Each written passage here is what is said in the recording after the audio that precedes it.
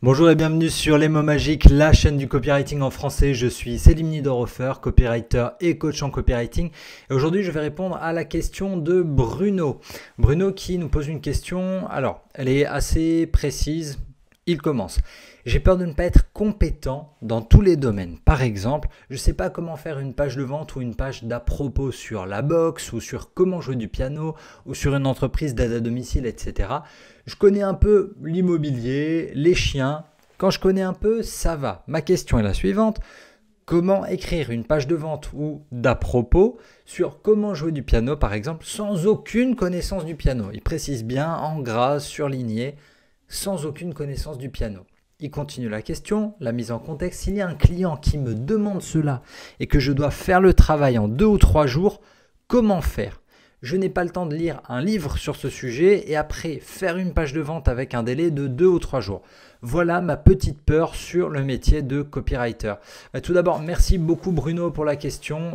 Vous aussi qui regardez cette vidéo, vous le savez, vous pouvez m'envoyer toutes vos questions dans les commentaires sous la vidéo ou chaque semaine, quand vous voulez, sur l'adresse contact@les-mots-magiques.com. Vous me posez toutes vos questions et j'y réponds soit en vidéo, soit dans les mails. Tous les vendredis, on a ce rendez-vous qui s'appelle la question du vendredi. Alors, la question de Bruno, en fait, pour moi, elle revient à... Il y a quelques questions qui sont entremêlées là-dedans et je vais essayer d'y répondre. La première, c'est la question de est-ce qu'il faut devenir copywriter spécialisé ou copywriter généraliste? En fait, ce qui se passe, c'est ça va dépendre de vous, de votre niveau de culture et de vos envies, ok ? Explication. Un copywriter spécialisé, c'est ce qui marche le mieux. On dit à tout le monde, et je suis le premier à vous recommander, en termes de positionnement, de choisir une niche, de choisir un secteur. Typiquement, quand je regarde des confrères ou des consoeurs sur LinkedIn, c'est copywriter pour l'immobilier, copywriter pour les coachs sportifs, copywriter dans la diététique, copywriter dans la santé naturelle, copywriter pour les startups, copywriter pour l'industrie. Vous avez raison d'indiquer ça. Ça veut dire que les clients qui vont venir vous voir, ils savent que vous êtes spécialisé dans un domaine. Le problème, alors là vraiment, pour tous ceux qui n'arrivent pas à se décider, c'est que vous allez juste écrire copywriter. Ça va être un peu flou. Je vous aide à développer vos textes de vente, à augmenter vos conversions. Ok, génial, mais ça reste trop généraliste. Mettez-vous un instant dans la tête de l'entrepreneur qui va venir vous voir parce qu'il veut des textes qui convertissent vraiment. Il va préférer aller voir quelqu'un qui sera spécialisé. Il va se dire, ok, lui connaît mon marché. C'est, là je vous l'avoue, un de mes problèmes. J'arrive pas à me mettre une spécialisation parce que j'ai pas envie en fait. Ça c'est le deuxième point. Le deuxième point par rapport à la question de Bruno qui nous dit comment faire si on me demande du piano ou si on me demande du dressage de la boxe ou de l'aide à domicile. Il nous a dit lui il connaissait l'immobilier et les chiens. Eh ben mon conseil Bruno, reste sur l'immobilier, reste sur les chiens, spécialise-toi là-dedans parce qu'il y a des chenils, il y a des marques pour chiens, il y a de la bouffe pour chiens, il y a des jouets pour chiens, il y a des structures pour les chiens, il y a des dog sitters. Je suis sûr qu'il y a un marché énorme sur les animaux. Donc pourquoi est-ce que tu ne chercherais pas à creuser vraiment là-dedans? Le chien, c'est pas juste... c'est très très vaste. Il y a plein de marchés sur le chien. Et si tu veux t'ouvrir un peu plus, peut-être qu'après les chiens, il y a les chats, je sais pas, les animaux de compagnie d'une manière générale. Tu peux essayer d'ouvrir à partir d'une de tes connaissances, d'accord? Tu pars de ce que tu connais, le bout de la niche, et tu essaies de remonter un petit peu. Deuxième point, l'immobilier, c'est super vaste aussi, donc tu peux t'amuser beaucoup là-dedans. Par rapport à ta question, si un client te demande comment écrire une page de vente sur le piano, écoute, là clairement on va avoir un problème de rentabilité. Notre métier, il y a une question de rentabilité et tu le dis très bien. Tu vas pas avoir le temps, tu as dit de lire un livre, mais de lire un livre, ça suffit pas. Il faut lire peut-être un livre, moi je compte 3, 4, 5, plus toutes les pages de vente des autres concurrents, plus regarder ce qui se fait sur les marchés US, anglais, allemand, la langue que vous parlez. Comment sont vendus aujourd'hui les produits des concurrents, comprendre comment ça se vendait il y a 20 ans, il y a 30 ans, comment c'est fait aujourd'hui. Il faut essayer d'aller creuser tout ça. Et effectivement, en 2 ou 3 jours, tu ne vas pas avoir le temps de faire ta recherche. Et c'est pour ça que c'est important de se reposer sur ta spécialisation. Quand un client vient te voir, tu peux tout de suite dire oui ou non. Gagne du temps. Imagine, s'il te demande juste une page de vente, allez, tu la factures, je ne sais pas, 500, 1000 euros, 1500 euros en fonction de ton niveau d'expérience. Tu n'as pas le temps de passer une semaine pour faire une page de vente. C'est pas possible. Parce que si tu fais ça, ça veut dire que tu n'es pas rentable. Si tu factures 1000 euros et que ça t'a pris 5 jours, ça veut dire que tu as gagné 200, que ton entreprise a gagné 200 euros par jour. C'est pas suffisant, c'est pas assez. Tu peux pas vivre avec ça.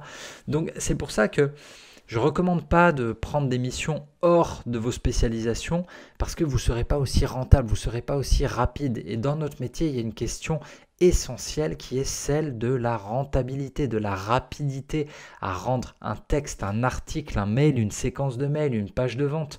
Il y a des clients qui viennent me voir, immobilier, banque, assurance, directement je les renvoie ailleurs. Je sais qu'il y a de l'argent dans ces domaines-là, mais je n'ai pas le temps de me former dessus. Et puis surtout, dernier point, ça ne me fait pas marrer du tout. Moi, je fonctionne au projet coup de cœur. Et ça, c'est vraiment le troisième point dont je voulais parler avec toi, Bruno, et avec tous ceux qui réfléchissaient à cette idée de spécialisation, être copywriter spécialisé ou être copywriter généraliste. J'ai pas envie de me spécialiser parce que j'ai envie de découvrir de nouvelles choses. Un copywriter, généralement, c'est quelqu'un qui est curieux. Tous les copywriters qui travaillent en agence de pub, on leur donne des briefs ultra différents. Des agences célèbres, ils peuvent travailler un jour sur un burger, le lendemain sur une voiture, puis sur un fournisseur d'électricité. On est obligé, quand on est salarié d'une agence, on est obligé d'avoir cette flexibilité et cette capacité à apprendre très vite. Alors évidemment, ils ont des briefs qui sont très très détaillés, ils ont accès à des études, ils ont les rendez-vous avec les clients, donc ça leur permet de digérer beaucoup plus vite l'information. Mais vous devez faire ça tout seul, chez vous. Et ça, c'est parfois un peu plus compliqué quand vous n'avez pas accès directement à toute la data et vraiment au comportement consommateur sur ces marchés-là. Ce que je voulais vous dire, c'est que moi, j'ai décidé de ne pas me spécialiser parce que j'ai envie de m'ouvrir le plus possible à des domaines qui me font plaisir. Ça, c'est un choix, d'accord ? Plaisir, ça veut dire que de temps à autre, pour me former, pour vous former sur certains marchés, il va falloir prendre le temps d'aller lire sur d'autres sujets. Je vous donne un exemple. Là, Bruno nous parlait du piano ou de la boxe. Ça lui prendrait du temps pour se former. J'ai eu des clients qui sont venus me trouver, un client potentiel qui était venu me trouver pour un site sur les NFT. Les NFT, je connaissais un peu parce que j'étais un peu curieux, mais je ne connaissais pas complètement. J'étais obligé de me former, de passer beaucoup d'heures dessus pour réussir à livrer à ce client le site, la page d'accueil, la FAQ, la page à propos, qui sommes-nous, les missions, toutes ces choses-là. Ça m'a pris beaucoup de temps. Et effectivement, sur cette première mission, je n'étais pas rentable. Pourquoi ? Parce que je suis un copywriter généraliste, parce que je n'étais pas spécialisé dans les cryptos ou dans les NFT. Mais, et c'est là que ça devient intéressant, grâce à ce premier client, j'ai pu en trouver un second sur les NFT avec qui j'ai démarré une mission il n'y a pas longtemps. Donc, il y a toujours la notion d'investissement. Quand vous prenez une mission, c'est est-ce que cette mission vous rapporte assez financièrement et est-ce qu'elle va vous enrichir intellectuellement ? Est-ce que vous allez pouvoir vous servir de cette mission pour réussir à choper d'autres missions par la suite ? Voilà un peu toute la réflexion que vous devez avoir. Bruno, quand tu te demandes, voilà, si un client qui vous demande ça et que vous devez le faire le travail en 2 ou 3 jours, comment faire ? Vous ne pouvez pas. Là, tout simplement, en 2 ou 3 jours, ce n'est pas possible de digérer toute l'information à haut niveau, d'être vraiment bon quand on n'est pas spécialisé. Donc là-dessus, moi, je négocierai les délais. Si c'est comme ça, je négocierai les délais. Et l'autre point, c'est que parfois, si vous avez des missions que vous ne pouvez pas traiter, on est une communauté sur les mots magiques. N'hésitez pas à m'envoyer les missions que vous n'avez pas le temps de traiter et on fera une passe décisive à un copywriter.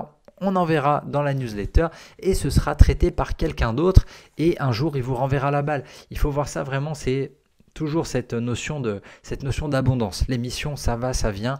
Et quand on donne, on finit toujours par recevoir. Bruno, j'espère que j'ai répondu à ta question. À mon sens, tu devrais commencer peut-être par te spécialiser vraiment dans des domaines que tu connais. Tu as dit que tu connaissais l'immobilier et les chiens.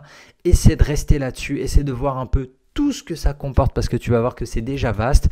Pour vous tous, essayez de vous spécialiser. Trouvez un domaine où vous êtes bon, creusez ce domaine, devenez connu sur ce domaine, devenez le copywriter 5 étoiles sur cette niche-là et ensuite vous pourrez élargir à d'autres domaines. J'espère que cette vidéo elle vous aura été utile et qu'elle vous aidera donc à vous spécialiser dans un domaine pour trouver par la suite d'autres missions. Vous n'oubliez pas de vous abonner à la chaîne pour recevoir chaque semaine un nouveau conseil en copywriting. Vous posez vos questions sous la vidéo, dans les commentaires, je réponds à tout le monde. N'oubliez pas de laisser un pouce en l'air aussi si vous avez trouvé que c'était intéressant.